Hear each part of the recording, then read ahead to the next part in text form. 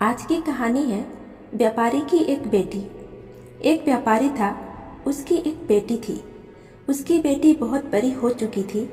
उसकी शादी को लेकर व्यापारी और उसकी पत्नी हमेशा चिंतित रहते थे। शादी में खर्चा भी बहुत होता था, इसलिए व्यापारी पहले से भी ज़्यादा मेहनत करता था।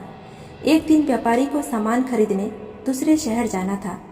सफ़र पर निकलने से पहले उसने अपनी बेटी से पूछा कि शहर से उसके लिए क्या उपहार लेकर आए। बेटी ने उसे बताया, आप मेरे लिए शहर से खूब सारे फल ले आना। व्यापारी दूसरे दिन शहर के लिए निकल पड़ा। दिन भर काम करके जब रात को व्यापारी घर लौट रहा था तो रास्ते में एक भयानक तूफान से घिर गया। रात बहुत हो चुकी थी, बारिश थमने का नाम नहीं ले रही थी। ऊपर से व्यापारी थक भी गया था। तभी उसकी नज़र एक जलती रोशनी पर पड़ी। वहां जाकर देखा तो रोशनी एक टूटी फूटी झोपड़ी से आ रही थी। आंधी और बारिश पूरे जोर से चल रही थी। व्यापारी झोपड़ी के अंदर गया। अंदर एक बांस पर लालटेन रखी हुई थी और उसकी धीमी रोशनी में मैले कपड़े पहने हुए एक नौजवान खटिया पर बैठा था। झोपड़ी की छत से जगह जगह पानी टपक रहा था। नौजवान व्यापारी को देखते ही खड़ा हो गया और उन्हें खटिया पर बैठने को कहा। व्यापारी ने उसे बताया कि वह कौन है और कहां से आया है और किस तरह इस तूफान में फंस गया है। उसने उस नौजवान से उस रात झोपड़ी में रहने की अनुमति मांगी। नौजवान तुरंत तैयार हो गया। नौजवान ने चूल्हे पर चढ़ी हांडी से दाल और चावल निकालकर उस व्यापारी को परोसे तो व्यापारी ने कहा, अरे नहीं बेटा, यह तुम खा लो। लेकिन नौजवान ने एक न सुनी और व्यापारी को खाना ही पड़ा। व्यापारी को भूख भी इतनी लगी थी कि सामान्य दाल और चावल भी उसे भोग जैसा लगने लगा। खाकर और हाथ मुंह धोकर जब वह खटिया पर बैठा तो उसकी नज़र चूल्हे पर हांडी पर गई। हांडी खाली था। व्यापारी ने उससे पूछा, सारा खाना तो मैंने खा लिया, अब तुम क्या खाओगे? यह सुनते ही नौजवान मुस्कुराने लगा और झोपड़ी में से बाहर चला गया।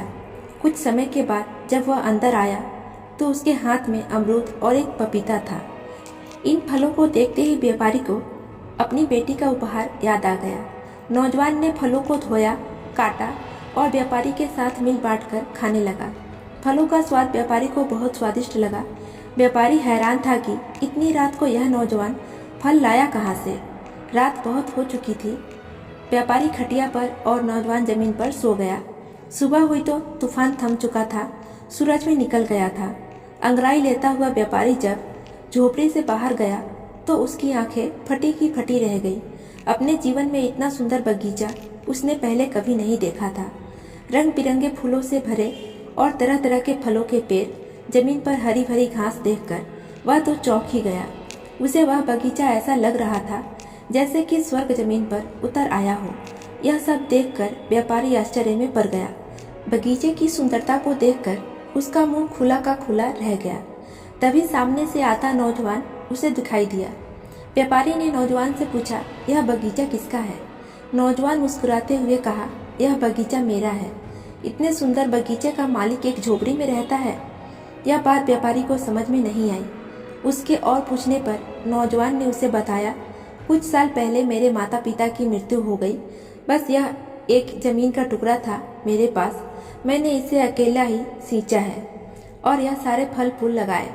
इन फल और फूलों को बेचकर कुछ पैसे कमा लेता हूँ। कभी कभी तो लोग मुफ्त में ही ले जाते हैं। यह सुनकर व्यापारी को बहुत दुख हुआ। व्यापारी ने सोचा, इतना होनहार नौजवान इतना गरीबी में अपना जीवन जी रहा है।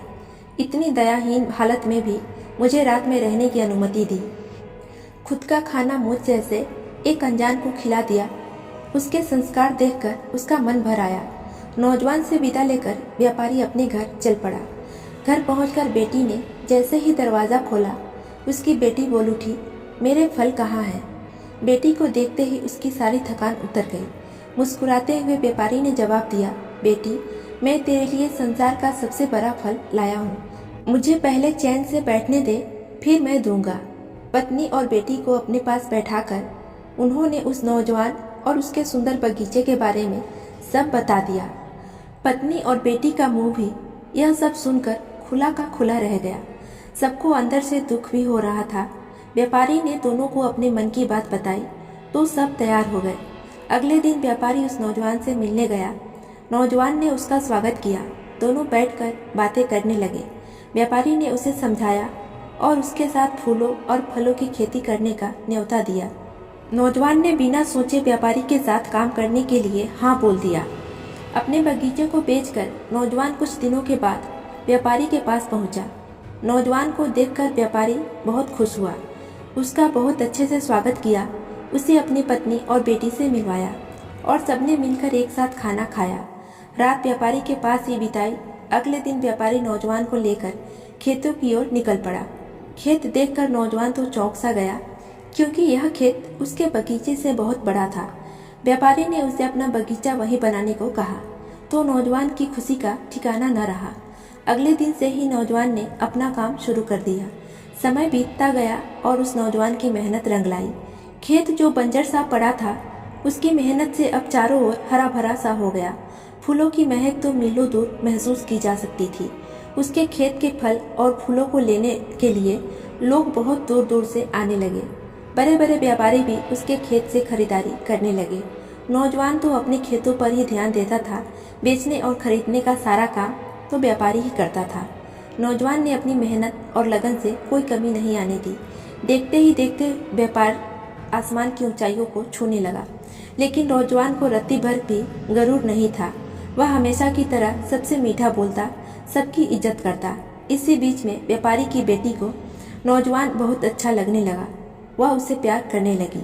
कहीं न कहीं वह नौजवान भी उसे चाहने लगा। इस बात का पता व्यापारी को लग चुका था। एक दिन व्यापारी ने उसे अपने पास बुलाया और प्यार से बोला, आज से तुम और मैं इस व्यापार में बराबर के भागीदार हैं। यह सुनकर नौजवान ने कहा, पर जमीन के मालिक तो आप हैं, मैंने तो सिर्फ फसल उगाई है। लेकिन व्यापारी उसकी एक न सुनी और आधी जमीन और आधा व्यापार उस नौजवान के नाम कर दिया और अपनी बेटी की खुशी के लिए उसकी शादी उस नौजवान से कर दी और सभी खुशी खुशी रहने लगे। तो फ्रेंड्स, ये कहानी आपको कैसी लगी हमें कमेंट करके ज़रूर बताएं और इस वीडियो को लाइक करें, चैनल को सब्सक्राइब करके बेल आइकन की घंटी को प्रेस कर लें, जिससे मेरी आने वाली सभी वीडियोस की नोटिफिकेशन आप सभी को टाइम टू टाइम मिलती रहे। तो आज के लिए इतना ही। अगले वीडियो में फिर से मिलेंगे, तब तक के लिए गुड बाय।